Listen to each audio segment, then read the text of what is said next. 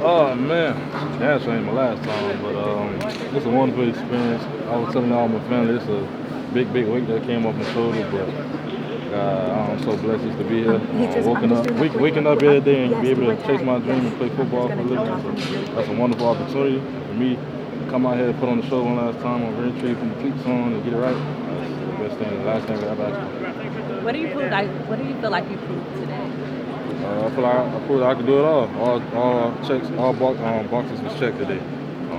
Everybody's seen that I'm not just a guy that can put my hand in the dirt, but I can drop in coverage. I can move around real fluid. No matter what my size is, I get it done. And I'm just a football player. Ruben, how comfortable are you with all these eyes on you? A nice little circle there, people watching you, man. It's a little different, but I got to get used to it, I guess. So it's just something I got to kind of grow into.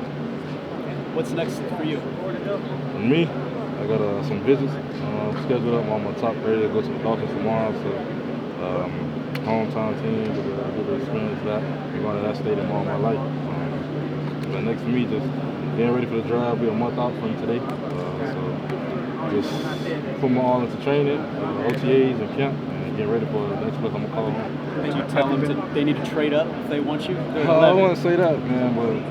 Back out here live in Coral Gables, we have a projected first-round pick, Rueben Bain Jr., who had an incredible workout here. They will be able to listen quickly. Yeah, I had a couple Zooms conversations with him from the combine all the way up until this point now. The conversation's been nothing short of amazing. Been putting on and showing why I am who I am and showing that, man, I'm a hometown kid. This is what I grew up feeling and showing my passion about football and about the team, the program. So just showcasing my talents and who I am. Ruben, I know it's still a month away, but when that time does come and you hear your name called, what do you think the emotions are going to be like? I'm kind of like a baby. I already know because I don't put so much work into this. Even just being in here, staying out of practice, being early on practice, getting everything done, making sure I could give my all to football. I know football gave it all to me. So, ready for the moment. So, Ruben, what's this in-draft process been like for you? Have you really learned a lot with the different things you've had to deal with, from the pro day to the combine and all the interviews that you've dealt with? Yeah, I feel like you always learning. It was a little eye-opening for me, but still, it was just a wonderful process. My dream, honestly, since I was 4 years old, this is all I've been dreaming of, this moment right here, to get into the big stage. And I'm still not there, but I ain't that far now. I just got to keep doing the same thing I'm doing, and I get time with the routine and give my all to my sport. A lot of pundits have kind of brought up, your arm size and stuff like that. Have you talked about that with NFL teams? Does that come up at all? And if it gets through to you, what do you do with that, I guess? No teams really brought it up to me. I just go about it as people say. Nobody really cares, because as long as you play with technique and violence, which I do, you'll be all right. But it do be a little funny watching the little edits of the T-Rex on. So, it's just all what it is. It makes you much more powerful. But Ruben, when you think about this journey in general and getting this much closer to something that you've lived for and wanted to do for your entire life, what's going through your mind in all of this as you get ready for the draft? Man, I gotta stop myself. I'm crying. Even in the warm-ups, I was gonna cry, man, because this is literally my dream and everything I built and worked for these last 17 years of my life. Just making sure football was a priority for me, and football made sure I was a priority. Just having an opportunity to be surrounded with great guys all my life, great coaches to push me each and every day, and now I'm getting one step closer, one day closer each and every day. I open my eyes. It's an opportunity I don't take for granted. And they talked about it's work, but you always seem to be having fun. That smile is always there. Was it fun? Did you have fun today? Yeah, I had a lot of fun. It was real nerve-wracking at first, but once I started going and getting the flow of things, really just started being the person that I am and having fun with what I do. I may not look like it because I'm probably mean much, but I'm having all the fun inside. The little kid in me smiling. A lot of times. This is your dream multiple times, but did it live up to those expectations? What was exactly what you thought it was going to be? What was different? So I was surprised with how far this could go. You always know how far something can go until you actually see it. You never know what the outcome may be, and I finally got to get on the opposite sides of things and really experience it firsthand rather than just hearing stories. So it was a lot of new experiences, but either way, I just ain't taking nothing for granted. I loved it all. Ruben, a lot of time spent here at Green Tree. What's something you're going to take from Green Tree to Sundays now? That mentality, man. I always had it in me, just being from Miami, but that mentality Coach Cristobal instilled in us. How we come in, we're going to iron sharpen iron, we're going to work each and every day. All the blood, sweat, and tears I done put on this field with CC, Kel, Bell, Coop, any guys you want to talk about, King, all the work we put in is for a reason. It's this reason right here. You see your family right behind you. You know, what does it mean to them? What have they been telling you? It means a lot. My mom, she's just so excited just to be here.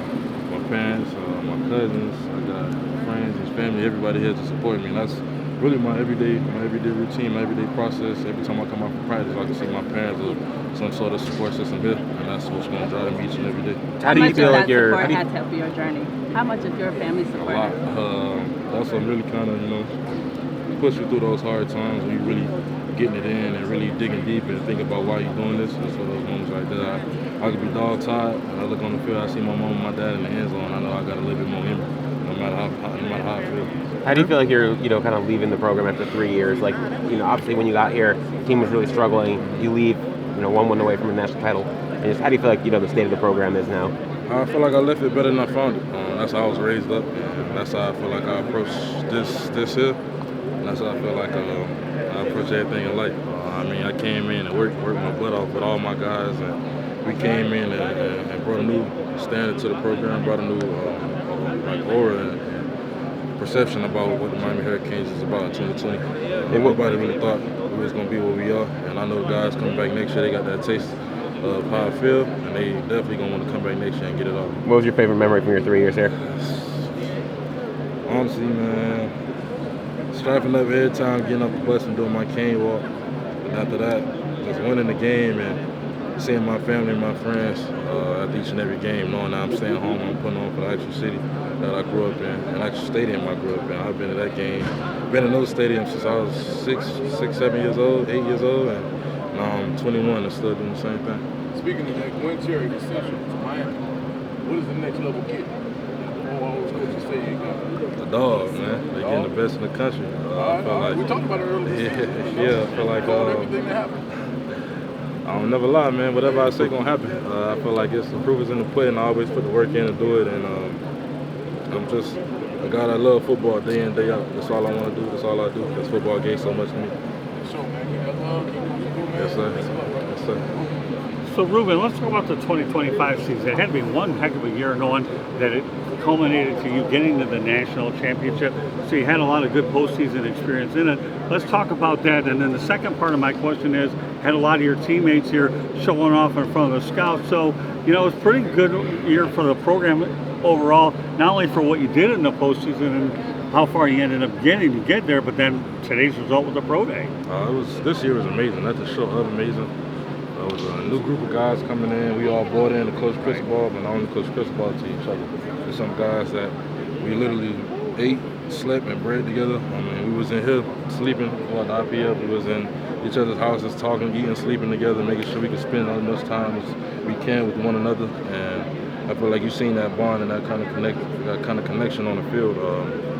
Just giving our all to each other because we knew we wanted to let each other down. And we all was able to be fortunate enough to come out here and do the same thing one last time in front of all these scouts, in front of all these people doing our dream, in front of our family members, in front of our friends, and just fortunate enough to be out here bonding with one another for one last time. One of the scouts said we was in the room. It's probably be the last time we'll be in the room, one room together with everybody, and we all just took it in. We ain't take it for granted. We had the opportunity, we believed in, we bought in.